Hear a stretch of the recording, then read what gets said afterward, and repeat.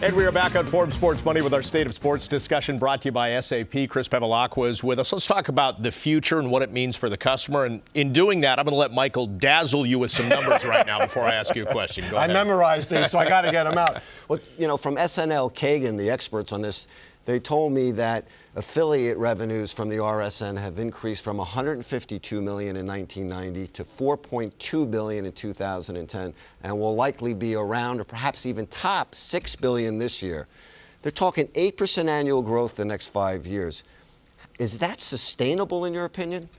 Well, so far it has been sustainable. I mean, I think you have to think of what's happening in the market. Back to the pay TV ecosystem, these are not just cable TV companies anymore. These are mass communication and mass media companies that sell TV programming services, they sell high-speed data, they sell telephone service, they sell voicemail, they sell video on demand, they sell HD boxes.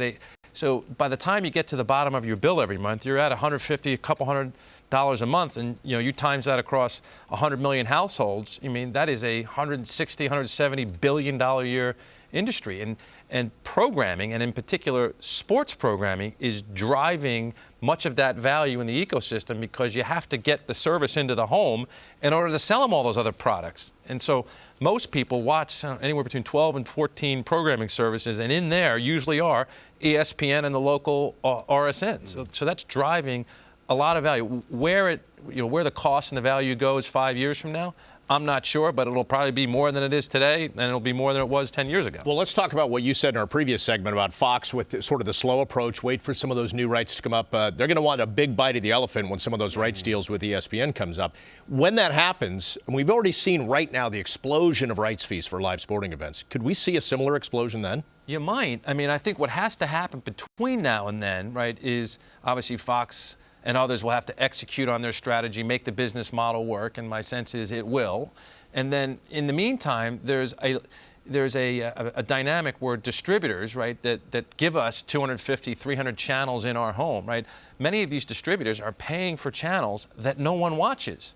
So the idea would be to get rid of the channels that nobody watches and then take whatever the cost and savings of that are and put it towards programming that people are actually watching.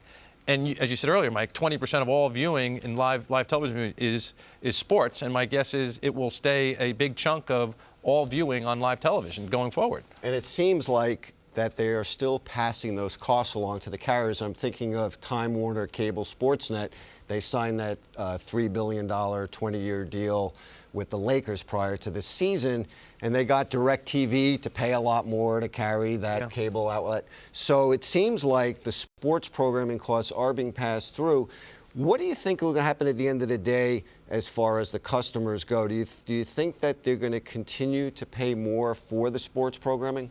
I think as a general matter, right, sports, because they're so valuable and customer base wants it, they will pay for it, and as a result, many other things of the model will get rationalized, but the sports chunk may be more of the video product. Remember, we're talking all kinds of other things that get sold on the backs of the video product, like high-speed data, telephone service, and all the other things that pay-per-views and that people buy. So I think that sports will still be a big chunk of your monthly bill, but you'll be getting all kinds of other value on top of that if you have the bundled services. Now, let me ask you this. For a consumer, let's say 10 years from now, it seems like the easy answer would be, well, I want to go a la carte. I want to pick every channel that I want to watch, and I want to pay a certain amount. Is that feasible? It's been talked about for a long time. Well, it has been, and I think it will continue to be talked about for a long time because the way programming services are sold to distributors, right, makes it possible that you could get 250 or 300 networks delivered into somebody's home. The problem with going a la carte, right, is sports and services that have high viewer value. It might ESPN that's $5 today in an a la carte world, they may get $25 a month from, and they might get less than 100 million subscribers. But so they could probably make it work. But other networks like Food Network and the DIY channel and all these other niche programming services would never be able to make an a la carte work in that model. So that's not what the outcome that the consumer wants either. And nobody can predict the future. I know you're shocked because you usually think I can, but you know, I'm looking at Wall Street, right, where there's real money bet on this, and you're looking at the guys who really own a lot of this programming.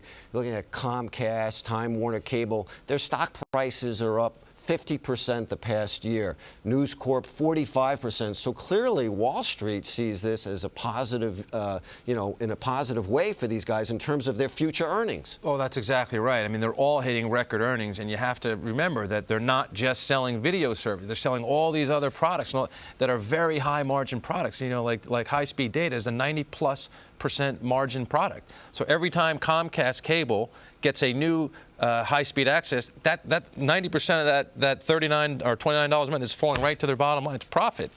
So you know you have shrinking margins on the video side, but you're selling all these other digital products that are very high margin products, and that's what Wall Street and that's what the street reacts to.